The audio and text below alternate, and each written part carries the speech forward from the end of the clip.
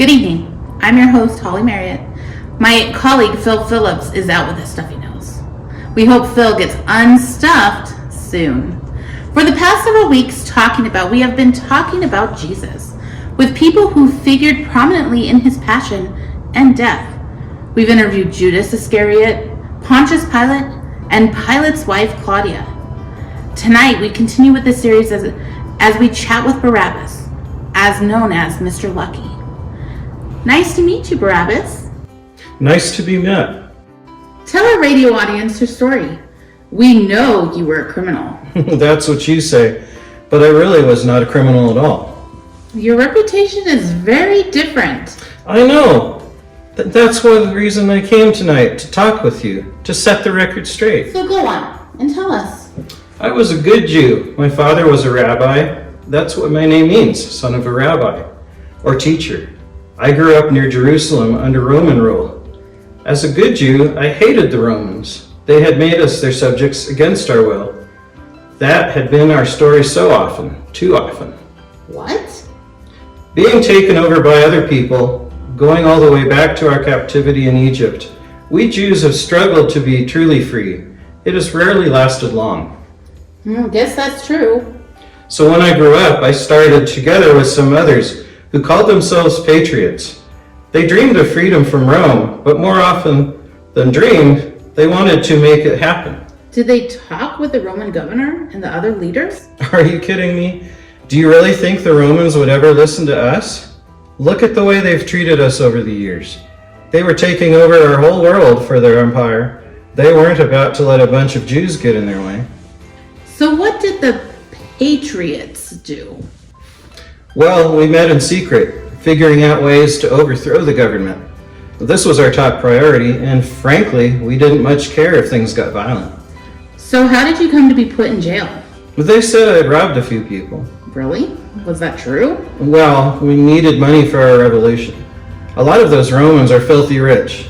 They'd never miss some denarii, and they would be very useful to us. So you did get caught? Not until the murder. Wait a minute, you were a robber and a killer? Hold on there, I'm a revolutionary. We have declared our war against oppressors. All things are fair in war. I killed a man who had infiltrated our group, a liar who said he was one of us. He knew too much, so I had to shut him up. Tell us how you were arrested. We thought this guy was on his own, but he had a lot of powerful friends. It didn't take them long to track me down. They got me when I wasn't expecting it. I was leading a meeting of our team, and they came bursting in. I thought they were going to kill me on the spot. Obviously they didn't.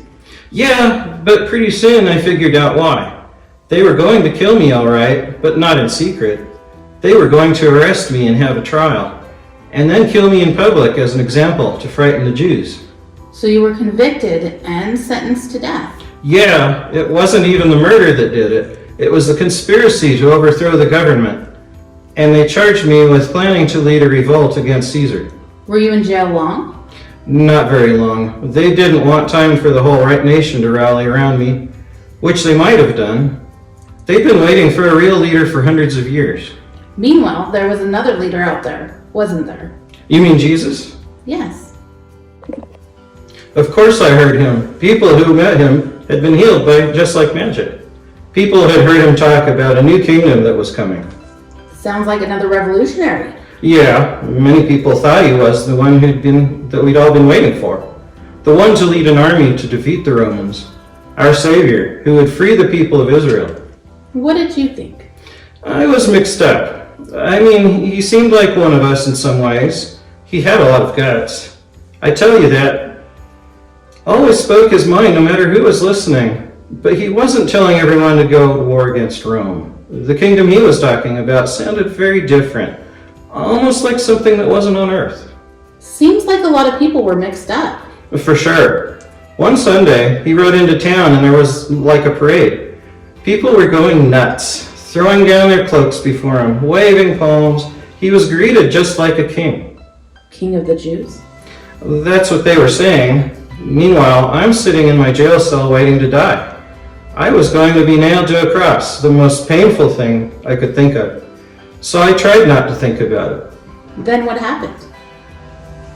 My fortunes changed big time. The governor, Pilate, decided to release a prisoner. That's the Passover custom. They brought me out of the prison and stood me next to Jesus. Can you imagine how I felt when I heard my name being screamed by a big crowd? Barabbas! Barabbas! I thought I was doomed for sure. But then I heard, release Barabbas! Crucify Jesus! Couldn't believe my ears. Lucky you. I'll say. I was released immediately. I was free again, more than free. I was their choice, their hero. I walked out of that jail ready to meet all of my new followers. And did they all follow you? No, that's the weirdest thing. The crowd all followed Jesus. I watched the soldiers beat him, spit on him, and put a crown of thorns on his head. It was disgusting. What happened next? Well, we all went up the hill. 2 guys who were in jail with me were also crucified that day. One of them was cursing and swearing. He was screaming to be taken down. He yelled, Jesus, if you are the Messiah, get me down from here. Save yourself. Save us. What did the other man do? He was quiet. Then he said, we are getting what we deserve for our crimes. But this man has done nothing wrong. Then he turned his head to Jesus and said, Jesus, remember me when you come into your kingdom. Did you hear what Jesus said? I'll never forget it. He said, today you will be with me in paradise. The kingdom he had been talking about. Yeah, a life after death. Incredible. Really shook me up. Did you stick around until he died? Yes, I did. It was amazing. It was dark as night. Jesus called out, Father, into your hands I commend my spirit. And that was it. I heard later that the curtain in the temple was torn in two at the moment he died. And I heard one more thing. What was that? A Roman soldier was standing right there.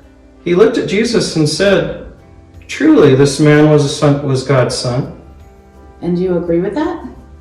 I still don't know. Meanwhile, my life went on. For the rest of my days, I worked in the underground movement to liberate Israel. I was smarter now and never got caught again. Thank you for speaking with us. Any final thoughts? Just one. If what he said was really true, maybe there's hope. This life may not be all there is for us. If we believe Jesus, that would be another kind of freedom for us. Maybe a better freedom. Maybe even the best freedom of all. And with that, we conclude our interview with Barabbas. Be with us next time when we wrap up this special series and talk about Jesus with his friend Peter. Thanks for tuning in to Talking About. I'm Holly Marriott. Good night to all.